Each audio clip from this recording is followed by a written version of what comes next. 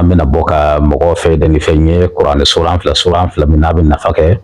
nori suratul fatiha no alhamdu kata se wala dhalina ami an suratul kausar no inna tinakal kausara fo kata se alabama asuran fla ni mami yake o ni yake ki to posiona o alabison ka yela madu ka kola alabison ki wasa alabison ki korte na fi yela ba ni chogomi o fatiha bi jija ka lese be kenzu jatila no shi bi wolovla an wolovla ibi suratul kausara sebe mujibu adadula no be shi bi duru ani duruma o mujibu do mahabbado abeba kono otma ibi nashif la fara nyonka ne nashif la fara nyonka ibat la fla itla kilibani fini de tubi